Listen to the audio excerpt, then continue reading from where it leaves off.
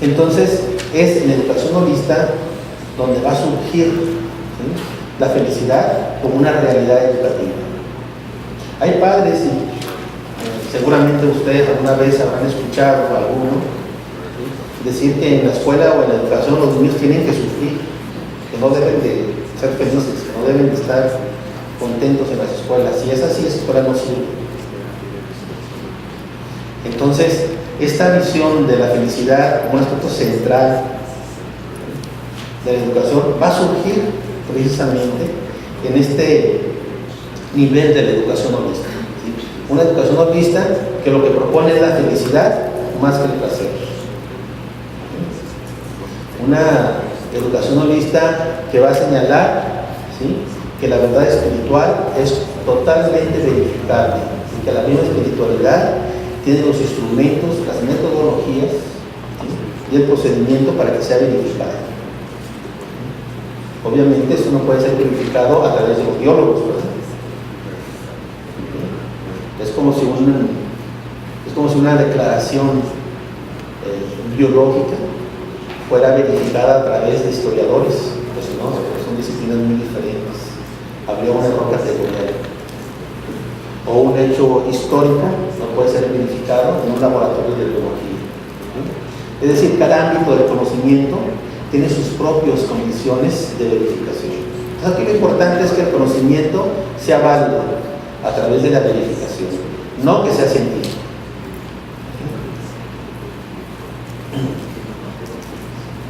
Entonces, esto es muy importante.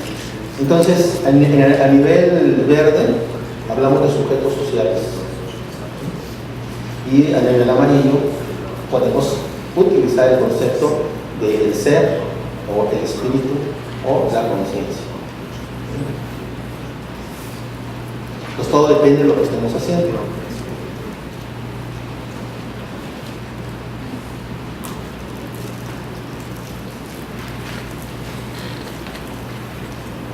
Bueno, en este momento, en el ámbito de la educación, tenemos un enorme problema. El campo de la educación es el sector, ¿sí?, más estancado, más obsoleto, que cambia muy lento, ¿sí? Hay enormes problemas en el campo de la educación. Es un sector muy conservador. El campo de la educación es un sector que no se arriesga, ¿sí?, que no se anima a hacer grandes cambios. Mientras las empresas, la ciencia, otros ámbitos están cambiando, están innovando, usan paradigmas, dejan paradigmas, están innovándose constantemente. La educación es el sector más encasillado, más cerrado, más duro. Obviamente en términos generales, obviamente hay educadores extraordinarios, ¿no?, e intentos de hacer educación integral maravillosos, pero en conjunto, ¿sí?, es un sector sumamente convencional, ¿sí? Y hay que ver que este modelo de educación que tenemos, pues viene de la época industrial, de línea de ensamblaje, los niños de la misma edad, del mismo salón, formados, teniendo los mismos libros, haciendo las mismas tareas. Y pues eso ya no es adecuado para esta época. Bueno, la educación holista entonces crea una pedagogía de la felicidad, ¿sí? Porque cuando los seres humanos son felices y están inspirados y pueden hacer mejor todas sus actividades, y para ello entonces construyen una pedagogía de la felicidad, ¿sí?, y se ayuda del concepto de inteligencia espiritual. ¿Qué es la inteligencia espiritual? En síntesis, y la definición más importante de inteligencia espiritual, porque tiene varias complementarias, es la capacidad de ser feliz. ¿Qué es inteligencia espiritual? Tu capacidad de ser feliz a pesar de las circunstancias. Eso es la inteligencia espiritual, la capacidad de ser feliz a pesar de las circunstancias.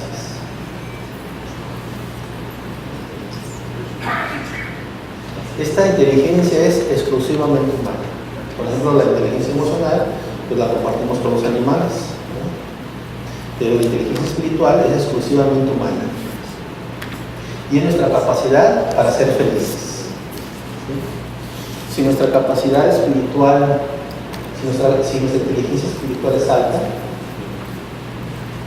experiencias que pueden ser difíciles, traumáticas, dolorosas, de mucho sufrimiento, las vamos a poder vivir de manera más inteligente y más fácil.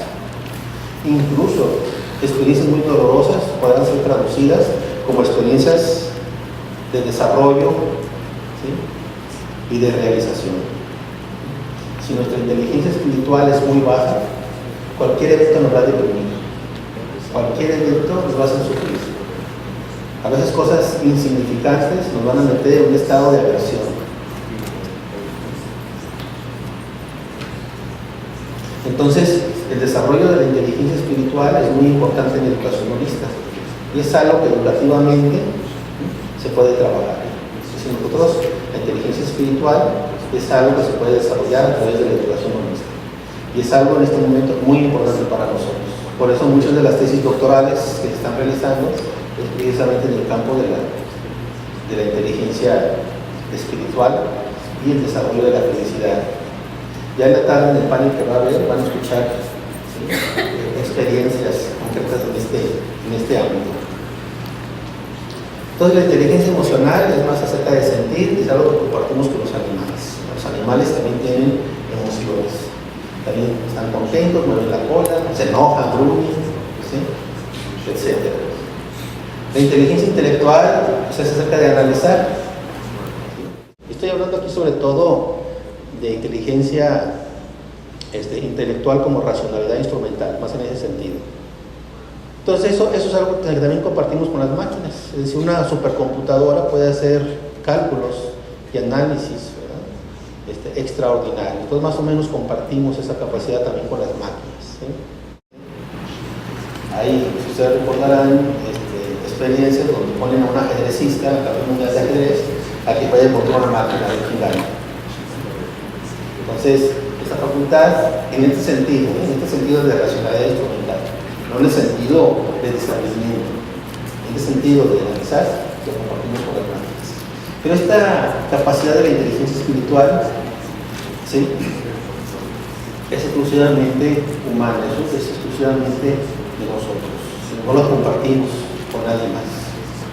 Pues esta capacidad de entender el sentido, el significado profundo de las cosas, el porqué, ¿sí?, más que el cómo, que es algo instrumental, fue el qué, sino el sentido y el significado, o sea, por qué. Y esto es algo que forma parte de la inteligencia espiritual. Entonces, parte de nuestra agenda actual es vincular la inteligencia espiritual con la educación holística. Ya no nos satisface solo trabajar con inteligencias múltiples. La educación holística también trabaja con todas las inteligencias múltiples, pero aparte también trabaja con inteligencia espiritual, algo que Howard Gardner no propuso. ¿Por qué no lo propuso? Porque es un pensador postmoderno, ¿sí? Entonces él se niega a hacer jerarquías, ¿sí? Entonces, siguiendo la visión de la educación holística, integramos las inteligencias múltiples, pero aparte, ¿sí?, no solo las ponemos en el mismo nivel, sino también las jerarquizamos, ¿sí? En la parte superior está la inteligencia espiritual, nos da el sentido y significado. Entonces, cuando hablamos de la felicidad como una realidad educativa, es sumamente importante, porque eso nos mete a otro mundo del conocimiento, a otro mundo del aprendizaje, ¿sí? Si nosotros podemos hacer que aprender sea un acto feliz, va a ser algo maravilloso. Vamos a crear una cultura del conocimiento verdadero. Entonces, aprender a ser feliz es un nuevo aprendizaje, ¿sí? Es un nuevo aprendizaje crucial, un aprendizaje para la época que estamos viviendo. Y esto lo vamos a lograr con el desarrollo de la inteligencia espiritual. Ya el domingo en el taller que vamos a tener algunos amigos sobre inteligencia espiritual, vamos a trabajar más en detalle los modelos y los procesos y las prácticas de la inteligencia espiritual. Entonces, otro aspecto es construir comunidades de aprendizaje donde los estudiantes sean básicamente felices, ¿sí?, donde sea una experiencia gratificante, donde se sientan exitosos. Eso es muy importante en la educación. En vez de frustrar a los estudiantes, en vez de perseguirlos con calificaciones, en vez de estarlos acusando con reprobaciones o con puntos. Nuestra meta como educadores es hacer que los estudiantes, ¿sí?, tengan una experiencia donde ellos se sientan cómodos, exitosos, maravillosos, felices, que también aprendan la gran importancia de la gratitud, de la paz interior, de estar a gusto consigo mismos. Entonces, en este momento, el bienestar y la felicidad, muchos lo consideran como la mayor megatendencia de nuestra época, los aspectos que más van a influir en todos los campos de la experiencia humana, en la sociedad, en la educación, en las empresas, en las familias. Y es la educación holista, la que está trabajando en este aspecto.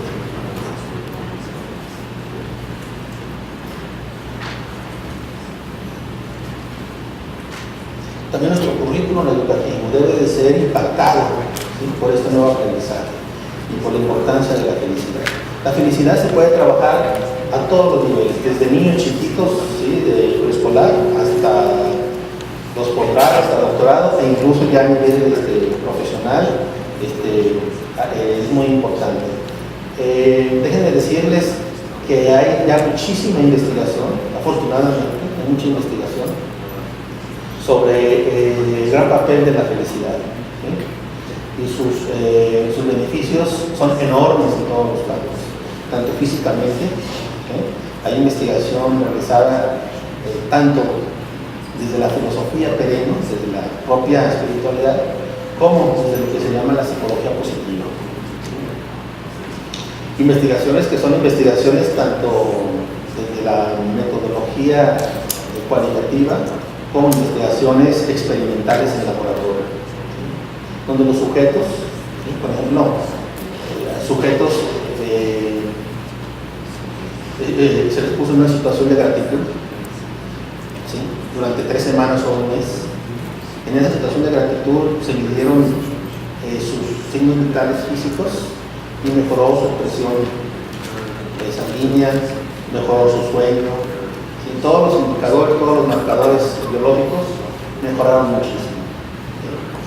Entonces, ahorita ya tenemos muchísima evidencia, tenemos muchísima investigación, tanto desde la filosofía perenne, desde la espiritualidad, como desde la misma psicología positiva o la ciencia, ¿sí?, donde nos dan datos, ¿sí?, bueno, que siempre lo hemos sabido, pero que ahora ya tenemos los datos, tenemos la investigación, ¿sí?, de los enormes beneficios, ¿sí?, de trabajar sobre la felicidad.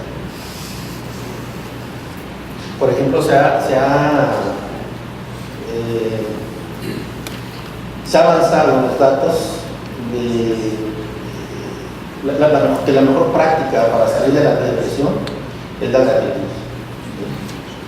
Sujetos deprimidos clínicamente, después de una práctica de gratitud, la gratitud es parte de la gratitud espiritual, lograron avances maravillosos, nada más con la pura práctica de la gratitud. Entonces, esto también lo vamos a relacionar con varios aspectos, ¿sí? Bueno, como les decía, la felicidad y el placer son muy importantes. Esta es una diferenciación muy importante en la educación holista, porque precisamente la educación holista trata de ser una respuesta al problema del hedonismo, ¿sí? El placer, como les decía, es algo que viene de afuera, porque nos ganamos la lotería, porque compramos un carro, porque nos dieron un premio, ¿sí? La investigación, y de ahí mucha investigación también sobre eso, demuestra que es de muy poco alcance, y que luego, después de una temporalidad muy corta, regresamos al mismo estado que estábamos, ¿sí? En muchos casos esto también viene ligado con depresión y con sufrimiento, pero no nos saca de lo mismo, ¿sí? Sin embargo, la felicidad, como les digo, brota desde adentro, es sin causa, sin motivo, es experimentada, ¿sí?, por esta relación con nosotros mismos. Entonces, la respuesta de la educación holista es la felicidad más que el placer. Vamos de una sociedad basada en el placer y el sufrimiento a ir a una sociedad centrada en la felicidad.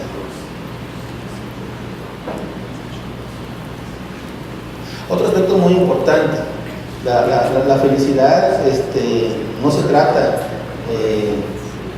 de caer en una inconsciencia, o en una ingenuidad. No, la felicidad está ligada a la sabiduría, ¿sí? ¿Por qué? Porque también significa autoconocimiento. Cuando nosotros trabajamos la felicidad, eso implica un proceso de autoconocimiento de sí mismo, de los estudiantes, un proceso permanente de autoevaluación. La autoevaluación en educación holista significa poner en condición, ¿sí?, de reflexión a los estudiantes. No podemos hacer educación si el estudiante no está en un proceso permanente de autorreflexión. Eso es estarse autoevaluando. Y esa es la principal evaluación de todas las evaluaciones. Entonces, aprender a ser feliz significa también autoconocimiento. No se puede ser feliz en la ignorancia, el odio o la confusión. La felicidad y la sabiduría van juntas, y la verdadera educación es inseparable de ellas. Este es un aspecto muy importante, ¿sí? Porque también el concepto de sabiduría es un concepto de educación holista muy importante. Déjenme decirles también que obviamente hay desacuerdos con los filósofos posmodernos, porque nosotros no valoramos tanto la democracia como ellos, ¿sí? Sí, la democracia es un sistema de gobierno, pero que a nuestro parecer ha sido sobrevalorado, ¿sí? Y también en nuestro país la democracia ha sido sobrevalorada, ¿sí? No todos los sectores son adecuados para la democracia. La democracia en sí misma no genera, por ejemplo, no satisface necesidades materiales. No hay una relación entre democracia y desarrollo económico, no existe. Tampoco hay una relación entre democracia y seguridad pública, tampoco existe eso, ¿sí? Entonces la educación holista también le pone límites a la idea de democracia.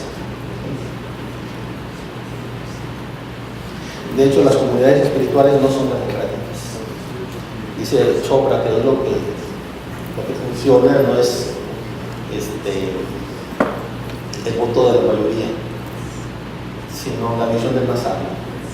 Si uno se le dice esto a los modernos, ¿sí?, se molestan muchísimo.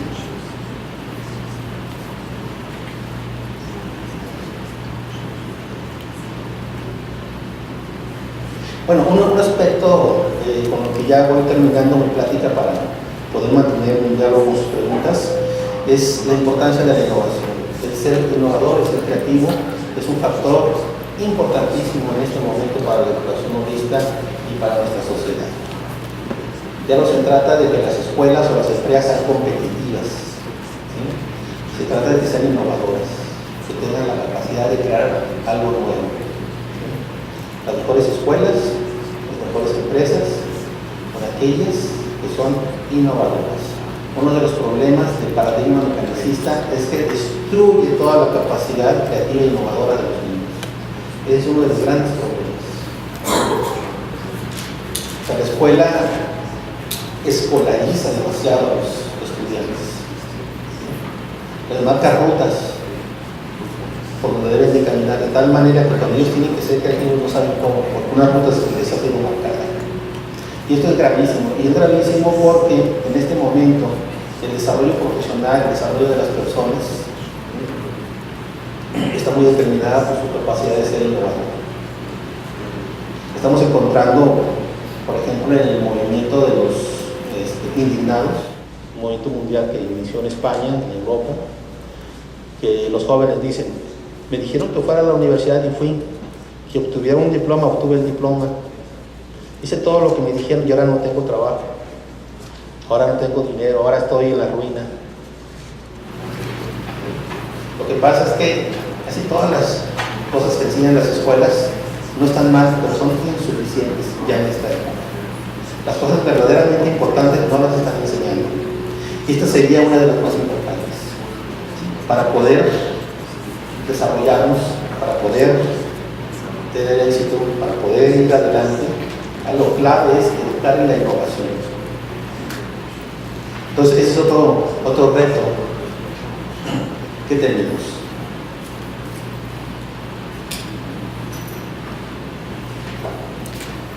Bueno, vamos a dejar aquí. Faltaron algunas cosas, pero las podemos contestar de acuerdo a sus preguntas.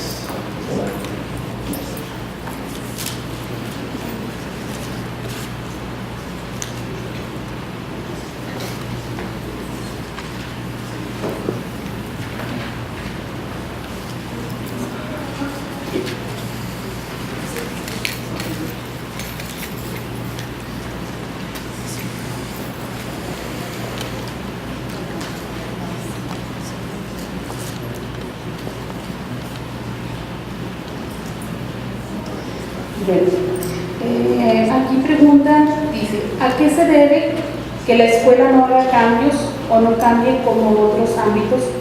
¿Será el ego del maestro?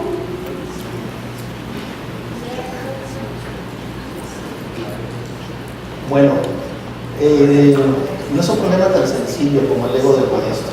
Son muchísimos factores, hay factores sociales, hay factores económicos, hay factores académicos que tenemos que cuestionar. Hay interés, es un problema muy complejo porque la educación está tan atorada en un paradigma que necesitamos romper. Yo he platicado con varios secretarios de educación pública y dicen, no, pues está muy bien, perfecto, pero le tenemos miedo al cambio. La podemos empezar a hacer en México, innovar con la educación holística y todo esto, pero sinceramente le tienen mucho miedo al cambio. Entonces, por ejemplo, ese es el factor, uno nada más, la falta de voluntad política. Entonces, esto también significa cambiar paradigmas, crear nuevos currículos en las escuelas normales, ¿sí?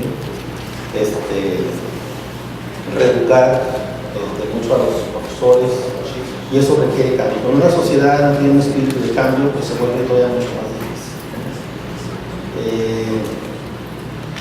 Entonces aquí podemos ir viendo muchos factores y ir explicando por qué está tan detenida el proceso de cambio. Pero déjenme decirles que un proceso natural es que siempre primero cambian las personas y luego cambian las instituciones. ¿Sí? Entonces es muy buena noticia que ustedes estén cambiando, que los educadores, las personas estén cambiando, porque esa es la base luego para el cambio institucional. Siempre es así. Primero la gente cambia, está lista para el cambio, ya tiene la visión, pero la institución es más lenta para cambiar. Entonces viene una etapa de incertidumbre, una etapa de desacomodo entre la sociedad, que ya cambió, y la estructura, que todavía no cambia. Entonces estamos en ese proceso, me parece a mí. Por ejemplo, los últimos 10 años de la Fundación, prácticamente nos hemos centrado en la formación de educadores holistas. Entonces ya hay una comunidad moderna de educadores holistas y eso es algo muy importante para poder lograr este cambio. Una pregunta muy importante, bueno, allí dice felicidades por su excelente conferencia, como siempre muy clara. Y dice, ¿en qué consiste la empresa de valor compartido? Bueno, las empresas de valor compartido es algo muy interesante para nosotros porque siempre nos da gusto que otros ámbitos diferentes a la educación estén tomando las ideas de la espiritualidad. ¿Sí? Las empresas de valor compartido es un nuevo paradigma para las empresas que va más allá de la idea de la empresa socialmente responsable. Elsa, que va a estar con ustedes en la tarde en un panel, está haciendo su tesis precisamente sobre valor compartido. Y aquí lo que sucede es que estas son empresas que parten de principios holistas, ¿sí? Y donde ya no se trata de que la empresa genere un programa de responsabilidad social o genere programas de colaboración con la sociedad como un anexo, como un satélite de esa empresa, sino que desde que nace la empresa se arraiga en la comunidad de tal manera que también se les llama empresas en armonía con la comunidad, ¿sí? Y el desarrollo de la empresa va al par, pero desde el principio, desde su misma esencia, con el desarrollo de la comunidad, ¿sí? No son dos cosas separadas. No es que generemos una empresa y luego creamos un programa para ayudar, ¿sí? A discapacitados, o a pobres, o a indígenas, o a limpiar un río, cosas así, ¿no? Como un programa externo de la empresa, sino que la misma empresa, desde que surge, ¿sí? Es pensada como una empresa que está arraigada en la comunidad y se llaman empresas en armonía con la comunidad. Todos sus principios son holistas y toda la dimensión espiritual está ahí presente, ¿no? Y los resultados pues son maravillosos, ¿sí? Entonces ese es un paradigma empresarial muy importante para nosotros, ¿sí? Porque también la educación holística, como les digo, tiene que trabajar esa parte.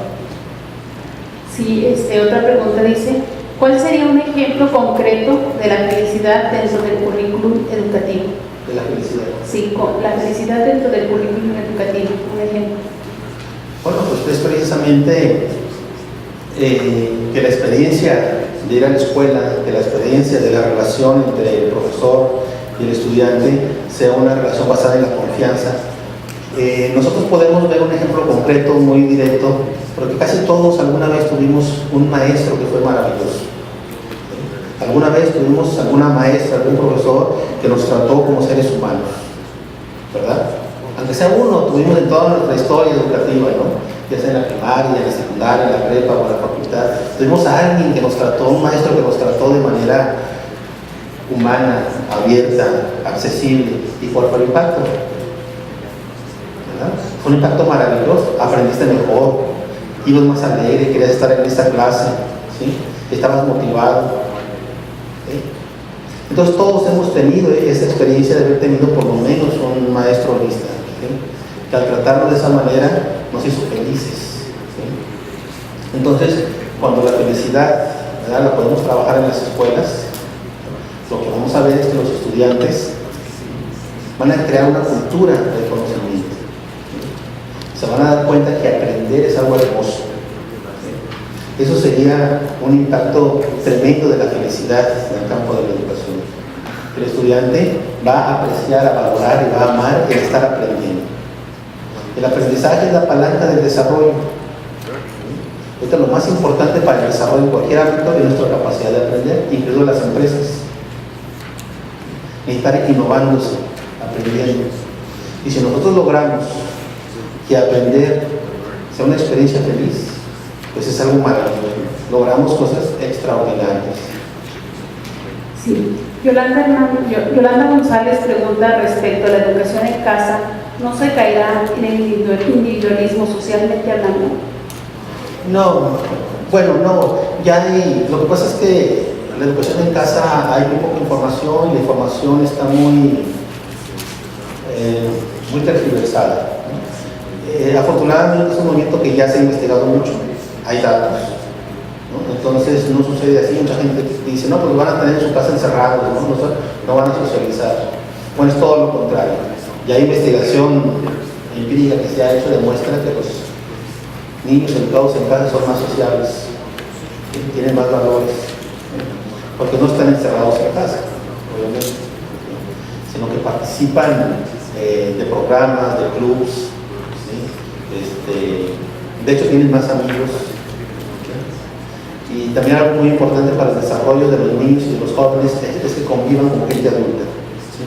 Hay investigación que nos dice que los niños y los jóvenes no deben nada más relacionarse con personas de su misma edad, que eso limita mucho su desarrollo, ¿sí?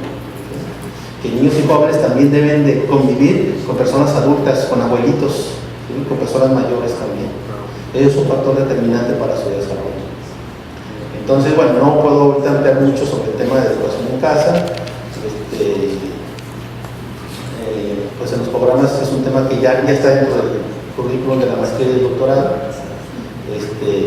Y ustedes saben que es algo muy amplio, ¿sí? Pero es una perspectiva que viene ganando terreno porque cada vez hay padres que están más decepcionados de la escuela, ¿sí? Entonces hay mucha investigación que dice, bueno, es que los niños se portan peor en las escuelas que cuando están en su casa, por ejemplo. Muchos padres dicen, pero el niño que está educado en casa, el papá cómo le va a dedicar las 6 horas o 5 horas que va a la escuela. Eso no se puede. Pero la investigación demuestra que los niños que van a las escuelas solo reciben más o menos 10 minutos de atención. Eso es lo que reciben, 10 minutos de atención. Entonces hay muchos datos así que es necesario ir quitando. Pero aquí lo importante es irnos a los datos de la investigación, ¿sí? Para no dar opiniones. Pero eso es una opción, ¿verdad? Posible para algunas familias, ¿no? Que por muchas razones pues tienen que hacer eso.